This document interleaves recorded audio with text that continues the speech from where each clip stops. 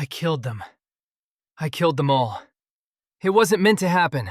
Actually, who am I kidding? It was absolutely meant to happen, but not this fast. Welcome back to the D&D Trap Shop. Today, I'm selling you the trap that turned my last session into a funeral. This isn't just a trap, it's a psychological experiment. It's a hallway designed to smell your player's fear and use it to grind them into a fine paste. It's called the Corridor of the Swift, and if your players are the type to shout, "Go, go, go!" without thinking, well, they're already dead. Stay tuned, because I'm going to show you exactly how to build this nightmare, how to trick your players into destroying themselves, and how to lie to their faces without breaking the rules. Let's open the shop. All right, come on in, don't touch anything. That one bites. So, here's the setup. Your party enters a long, rectangular corridor. It looks bad. I'm talking Dungeon Health and Safety Code violation bad. At the far end, they see a glowing, magical door, and the moment they step in, it starts closing, slowly grinding shut. Above the entrance, carved deep into the stone, is the lie. The inscription reads, "Only the swift may pass." Now, D&D players are simple creatures. They see a closing door, they see a sign telling them to be fast, and their adrenaline spikes. They think, we have to sprint! But here is the secret stockroom inventory truth. The room rewards deliberate slowness. The faster they move, the deadlier the room becomes. The door at the end? It's rigged. It slows down dramatically when the players slow down. If they stop, it barely moves. But if they dash, it slams shut. We are weaponizing their anxiety. We are using their own movement speed against them. I ran this for my group last week, and let me tell you, it was a disaster of beautiful proportions. Let's break down the grid. To explain this without boring you to death, imagine the floor is a grid. We have columns A through N. It's about 14 tiles long and 5 tiles wide. The first 11 columns, let's call them the zone of regret, have hourglass symbols on the tiles. The last 3 columns have lightning bolts. This is important because later on, we're going to electrocute people, and we need to know where the safe spots aren't. So my party enters at column A. The rogue, let's call him Stabby, immediately shouts, "Run! The door is closing!" And this brings me to the mechanics of the door. The door is on column N, right at the end. Every time a player takes a turn, describe that door inching closer to the floor. Grinding stone on stone. Make it sound visceral. But, and here is the trick, it never fully closes unless they force it to. Now, before we start killing characters, here is a zero prep DM tip to crank the anxiety up to 11. Get a deck of cards. Any deck, it doesn't matter. Every time a player finishes their turn, stare them dead in the eyes, draw a card, look at it, sigh deeply, and place it face down on the table. Do these cards do anything? Absolutely not. They are meaningless. But your players don't know that. My wizard was sweating bullets every time I drew a Queen of Hearts. He thought it summoned a dragon. It didn't. It just summoned his own panic. So columns A, B, and C, these are safe. Let the players sprint through these. Let them feel confident. Oh, this is easy. We just need to be fast. This establishes the false rhythm. They are running, the door is closing, I'm drawing cards. The vibe is chaos. But then, they hit column D. Column D is where the fun begins. There is a tripwire here. Now, don't be mean. Give them a perception check. But if they are sprinting because of the door, give them disadvantage. In my game, the barbarian was moving so fast he didn't check for traps. He tripped the wire.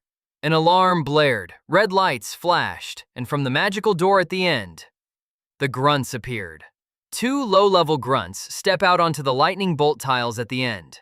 They aren't there to fight. They are there to pull levers. They have a console with 4 big rusty levers. Lever 1, darts. Machines on the walls just unload onto the party. Lever 2, the floor zapper. This electrifies every tile with an hourglass on it. Lever 3, the ceiling collapse. Rocks start falling, column by column. Lever 4, the mystery lever. We'll save that for later. When my players tripped that alarm, the grunts pulled lever 1. Darts everywhere. It was like an acupuncture session gone wrong. The party is now taking damage, but they are still thinking, we have to hurry to stop the grunts. Now, before we set the rest of the party on fire, quick question.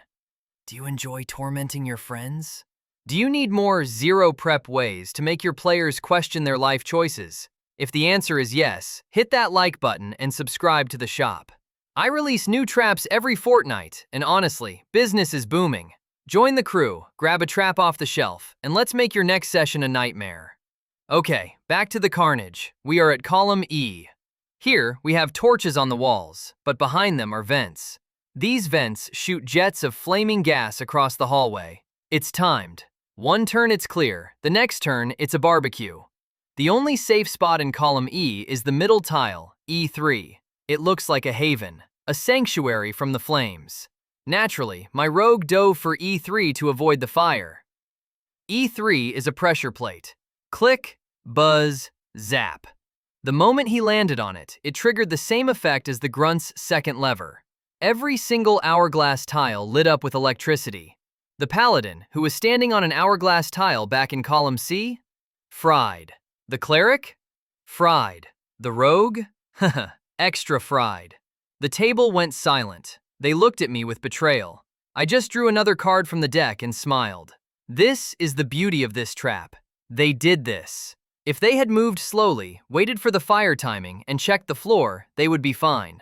But the sign said swift, so they chose violence. They stumble into column F. Same fire vents, same pressure plate trick. But now, the grunts pull lever 3. The ceiling starts to crumble. Giant stones begin falling, starting at column A and moving forward like a wave. This prevents them from retreating. They have to move forward, but moving forward hurts. And then, they meet the employee of the month. At column G, there's a little alcove dug into the wall. Inside is a grunt with a stun machine. He doesn't do much damage. His job is just to hit them with a stun spell. Why? Because if they are stunned, they can't move. If they can't move, they watch the door closing. They watch the ceiling falling. It creates pure panic. My wizard got stunned here. He started screaming, "Leave me! Save yourselves!" It was very dramatic. I almost felt bad. Almost. If you want to be extra spicy, make the stun effect last longer or reduce their speed by half. Watch the hope drain from their eyes. We are nearing the end. Column H. 2 giant saw blades swinging back and forth. It's a rhythm game. Tick, tock, slice, dice. They can rush and take the hit, or time it carefully. By now, my party had 4 hit points between them. They tried to time it. They failed. Then, column I. A pit of boiling acid. Not just acid, boiling acid. Because regular acid is for beginners. They had to jump it. The dwarf didn't make the jump. Let's just say his armor is a little lighter now. And finally, column J. The glyphs. There are random magical glyphs painted on the floor here. I use a D6 to decide what happens if they step on one. Roll a 6. Nothing happens. It's a dud.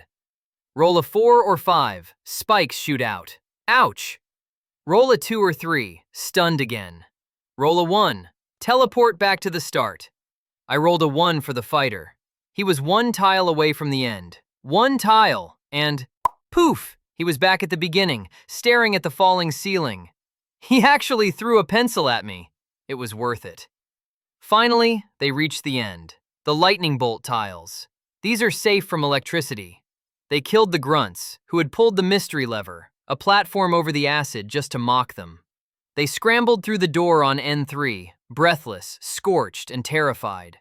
And as the last one rolled through, the door stopped. It opened slightly. They realized the truth. The door only closed when they rushed. If they had walked calmly and slowly, disarming traps as they went, the door would have waited for them. The inscription, "Only the swift may pass," wasn't about movement speed. It was about swift thinking. I want to hear from you guys. How would you tweak this? Would you add more acid? Maybe a dragon at the end? Or do you think this is too cruel even for me? Drop a comment down below with your nastiest modification. I read them all, and I might just steal your idea for the next video. And that is the corridor of calculated panic. Use it wisely, or use it to TPK your friends. I don't judge. If this trap wasn't deadly enough for you, Or if you need something a little more specific, check out these options. Right here, we've got the latest inventory shipment. Fresh from the forge, never before seen traps that your players definitely aren't ready for. Click it before I sell it to someone else. Over here, the best seller. The trap that has killed more players than I can count. It's a classic for a reason. If you want a guaranteed hit, this is the one you want. And if you just love Corridors of Doom, I've got a whole playlist of hallway horrors right here. A connoisseur's choice. Subscribe, steal the loot, and I'll see you in the next session.